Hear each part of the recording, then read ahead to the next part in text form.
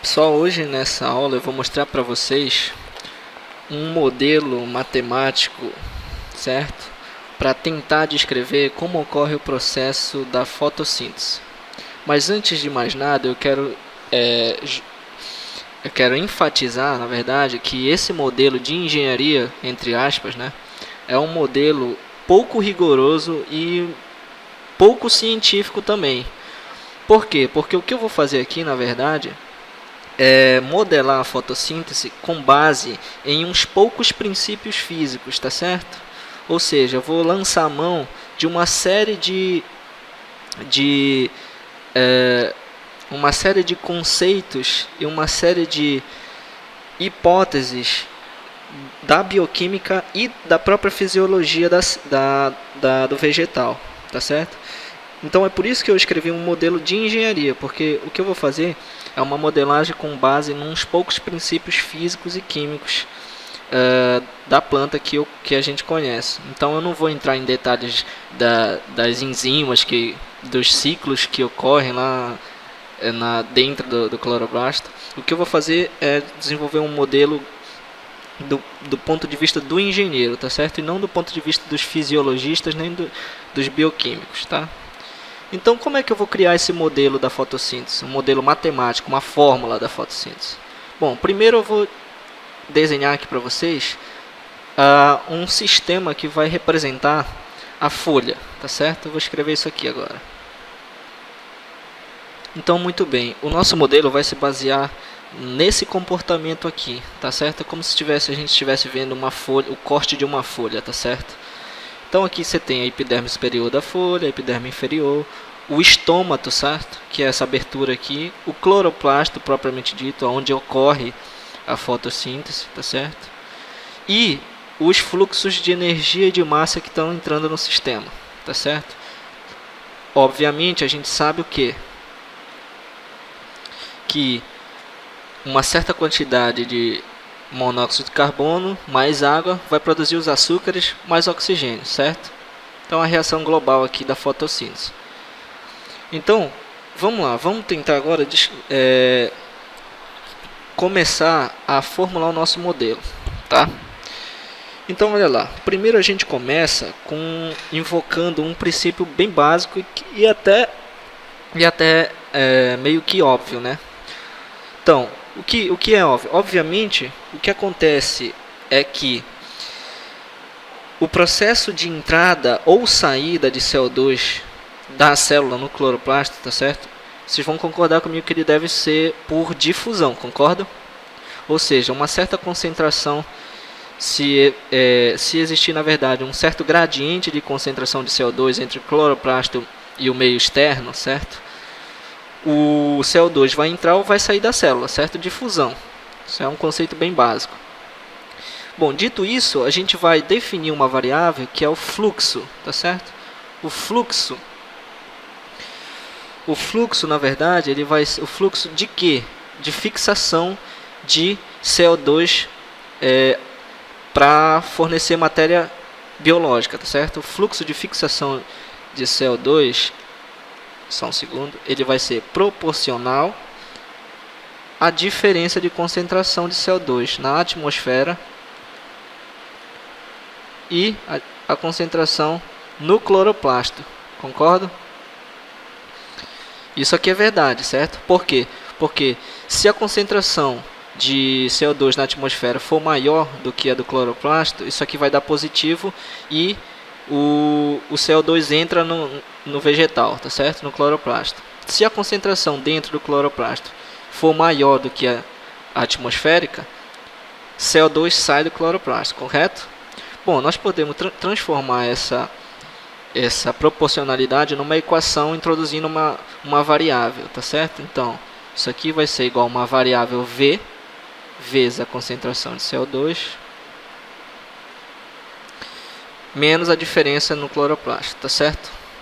Essa variável V aqui, a gente vai dar o nome para ela de condutância do estômato, ou condutância estomatal, como queiram, né? As unidades que a gente vai escolher para essa variável V, as unidades dela, é a mesma da velocidade, certo? Metros por segundo. Beleza, então tá aqui uma primeira relação, a gente vai guardar ela. Relação 1.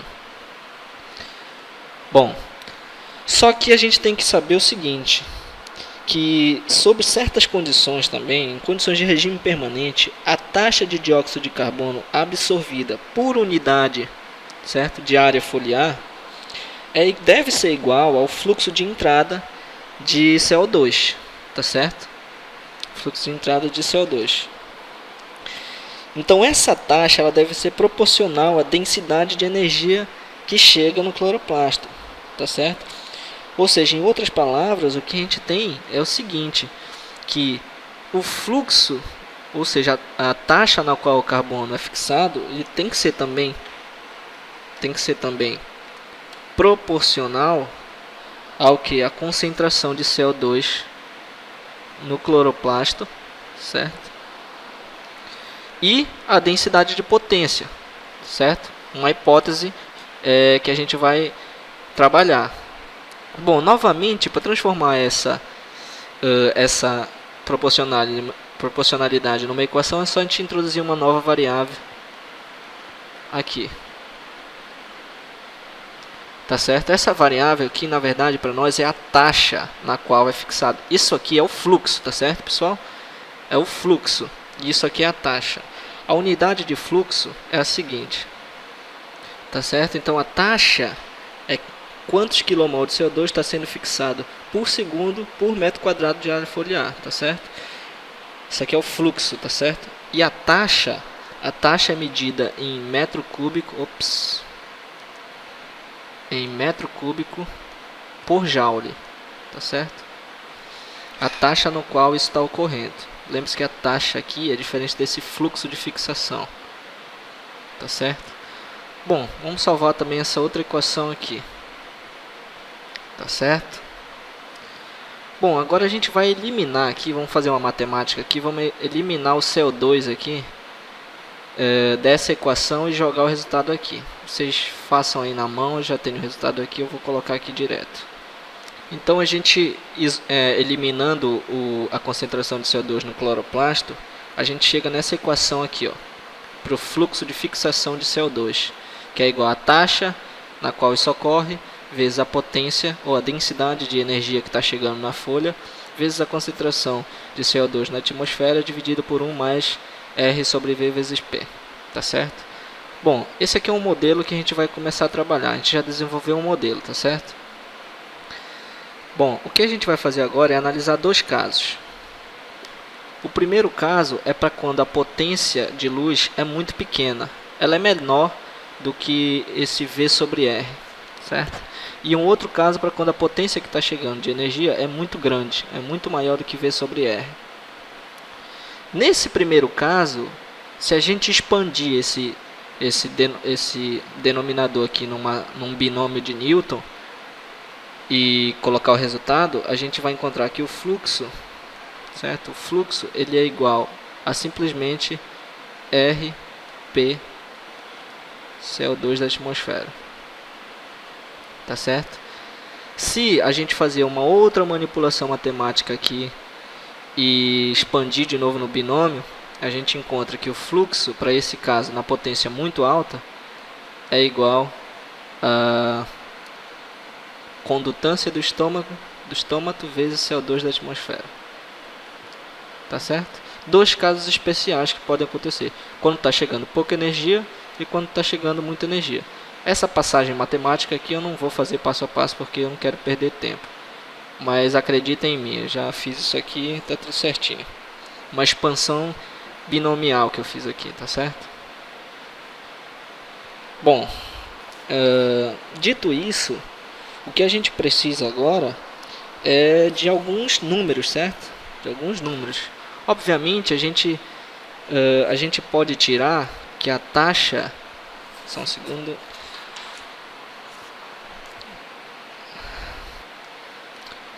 Só um segundo, pessoal, que aqui tem um erro bem aqui. Que na verdade essa relação aqui diz para nós que o fluxo também é proporcional. Na verdade não é a concentração no cloroplasto, tá? É a concentração na atmosfera. É meio que óbvio, né? Foi um erro bobo aqui. Bom, então é fácil ver que a taxa, certo? A taxa na qual isso ocorre é simplesmente 1 sobre P, φ sobre concentração de CO2 na atmosfera. Tá certo? Agora o que a gente vai fazer é trabalhar sobre um trabalho de 2 pesquisadores aqui para desenvolver alguns números aqui, certo? Para a gente ter uma dimensão do quão o nosso modelo é funcional, tá certo? Então vamos lá. Então a gente vai fazer, vamos tomar alguns dados do trabalho desses 2 pesquisadores aqui, e o artigo eu vou colocar, o link do artigo deles eu vou colocar na descrição do vídeo. E a gente vai começar a trabalhar nos dados deles aqui, tá? Para testar nosso modelo. Então olha lá. A gente tem agora que encontrar um valor, certo? Para esse R aqui, para essa taxa de reação aqui. Então olha lá. Então o que a gente está vendo nessa figura é uma modificação das figuras do artigo, tá certo? Que mostra aqui o fluxo no qual o CO2 é fixado, certo? Em kmols por metro quadrado por segundo, em função da densidade de potência, tá certo? E a mesma coisa para cá. Aqui a gente ainda não vai mexer, vamos mexer aqui. Aqui a gente pode ver o nosso modelo, certo? O nosso modelo em função dos dados observados no artigo desses caras aqui, tá certo? O que é que a gente vai fazer agora? Vamos pegar mais uma figura e estimar razoavelmente o valor dessa taxa aqui. Na verdade a gente vai estimar a inclinação da reta entre φ e P. A gente vai pegar essa inclinação aqui e numa figura e calcular o valor de R para um caso bem específico, quando tiver 300 partes por milhão na concentração de CO2 na atmosfera. Então vamos fazer isso. Então tá aqui, pessoal, uma estimativa bem grosseira do qual seria a inclinação, ou seja, o dφ dp, para os dados desses autores aqui, certo? Vocês percebem que para baixas densidades de luz é interessante a gente pegar essa inclinação como 178 nanomols por joule, certo? Então vamos lá, φ sobre P vai valer 178 vezes 10 na menos 12 kmols, tá? Transformando aqui esse nanomols para kmols, tá certo? Então essa aqui é a inclinação. Bom, agora vamos lá, vamos trabalhar aqui nas condições de temperatura e pressão, tá certo? A temperatura do experimento dos caras aqui, desses 2 autores, foi de 25 graus Celsius, uma pressão de aproximadamente 1 bar, sem kPa, né? Bom, eles deixaram a concentração de CO2, certo? Em 300 partes, 330 na verdade, certo? 330 ppm. O que a gente tem que fazer agora é encontrar o volume, certo? O volume específico através da lei dos gases ideais, certo? Usando a lei dos gases ideais. Bom, o volume específico de CO2 na atmosfera, certo? Vai nos dar o seguinte: 24,45 metros cúbicos por quilomol de CO2, tá certo? Isso aqui é a lei dos gases ideais, tá certo? É uma hipótese relativamente simples, porque a concentração é bem pequena e as condições são de temperatura e pressão ao nível do mar. Então a gente encontra o volume específico do CO2, correto? A gente pode, por exemplo, calcular também a pressão parcial dessa quantidade de CO2, mas deixamos isso aí para outro momento. Vamos calcular agora qual seria a concentração de CO2 na atmosfera, certo? Então isso é o seguinte: 330 vezes 10 a menos 6, para tirar essa parte por milhão, dividido pelo volume específico, tá certo? Que é 24,45. Isso aqui vai dar para nós aproximadamente 13,5 vezes 10 a menos 6. kmol por metro cúbico. Tá certo, pessoal? Parte por milhão, correto? Dividido pelo volume específico. Então vai dar a concentração. Então, ou seja, existe 13,5 vezes 10 na menos 6 kmol por metro cúbico de CO2 nesse ar aí, considerado no laboratório desses dois autores. Bom, eu vou ficar por aqui 15 minutos. No outro vídeo eu dou continuação porque está ficando muito estendido isso aqui. Mas não se preocupe com esses números. O que a gente está fazendo é simplesmente pegar alguns dados desse trabalho para testar o nosso modelo aqui, ó. Nosso modelo que a gente desenvolveu, tá bom? Mas vocês já viram aqui que a gente conseguiu uma matemática para a fotossíntese, tá certo? Mesmo que do ponto de vista rigoroso muito fraco. Mas vamos testar, vamos lá.